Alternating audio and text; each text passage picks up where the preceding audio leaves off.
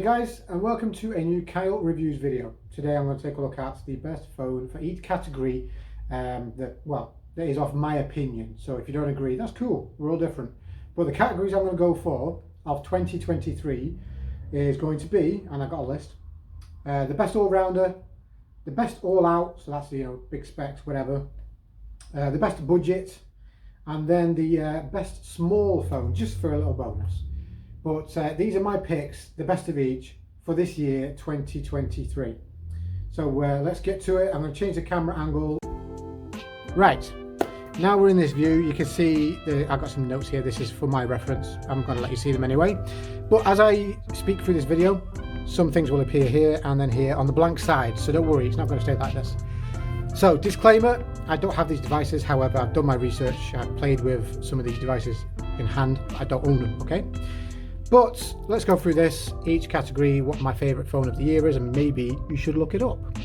So I'm going to start off with the best all-rounder phone. So essentially, bang for buck, the most phone for your money, or something like that. I've gone for the Pixel 8. So this is one of the newest phones by Google, and I've not gone for the Pro for good reason. The Pixel 8, I'd say, is a better bang for buck all-rounder. A couple of good reasons why.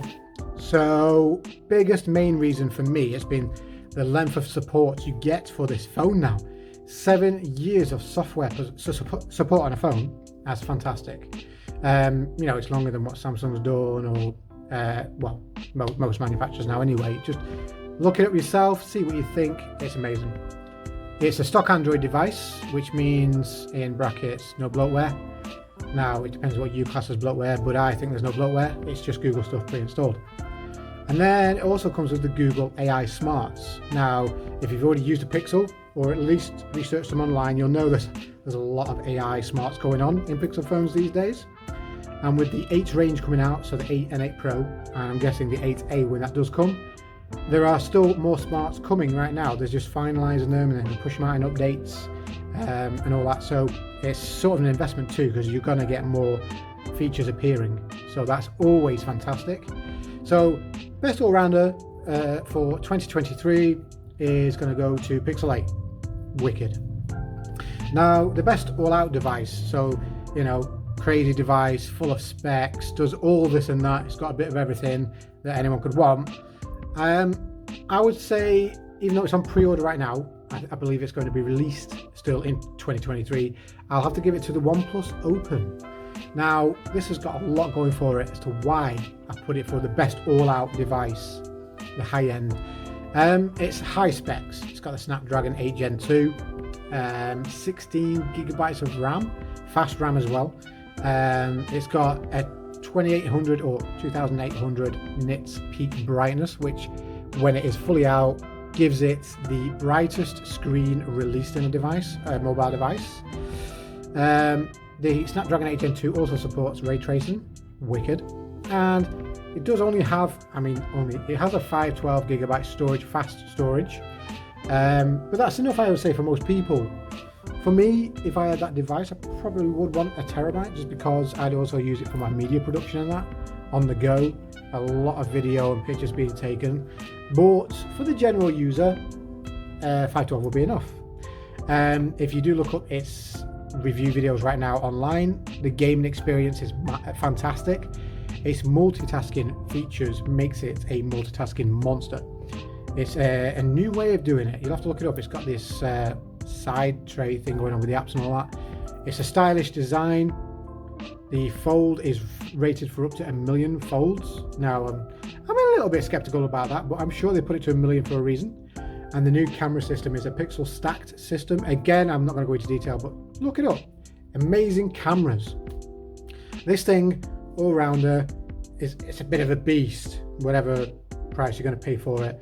But yes, that is the best all-out right there. I believe in the UK, about 1,500, 1,600, something like that. So it's a higher price tag, but if it's a high spec thing you're after, it's worth the money, go for it. For the best budget phone, now this was a hard one because there's a lot of budget phones out there trying to gain attention from those trying to save a buck by making cheap phones and that. and sell as many as possible. I tried to go for a ballpark sub 200 to make it, budget. And what I've come up with, you may disagree, I came up with this Xiaomi Redmi Note 11, or Redmi Note 11. It's a weird name. Now, they do good budget phones. This one in particular, right? You are going to get an all-rounded great experience for the money.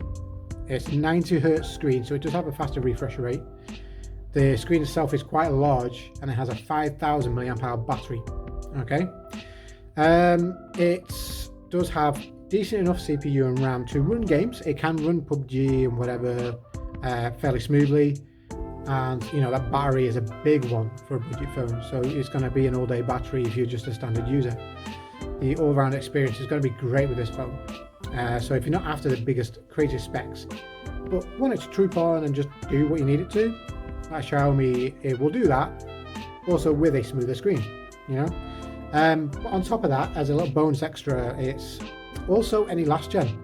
If you don't agree with the Xiaomi phone, if you're one of those who doesn't want a Chinese phone, or just doesn't want something that is budget minded, but still better specs, go for last gen flagships.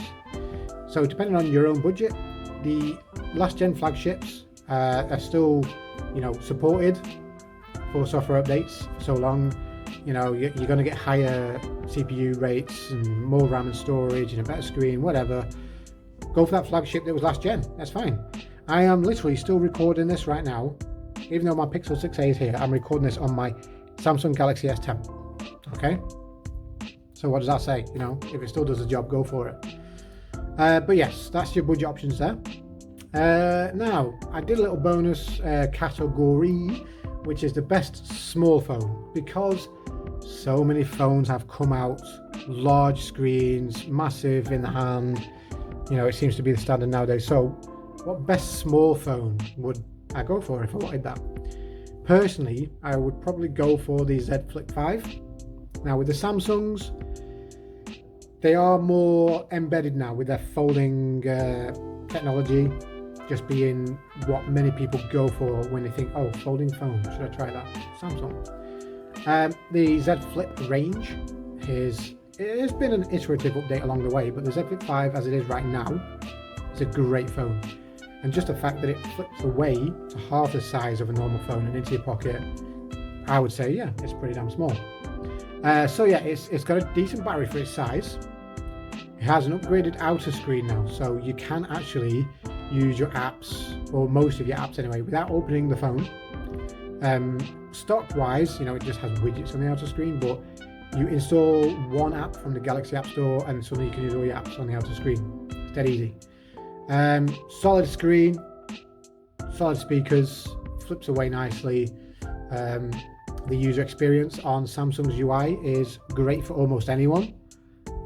For a small phone, I would say it's one of the best. There are other small phones out there, have a look at them, other flip phones that compete with the Z Flip 5, but I would personally go for the Z Flip 5.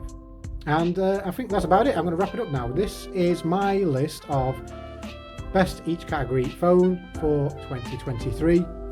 If you disagree, if you think I should have looked at something else, chosen something else, please put it in the comments. Please keep an eye out for any future videos of mine, and thanks for watching. Please like, share and subscribe. I'll see you soon.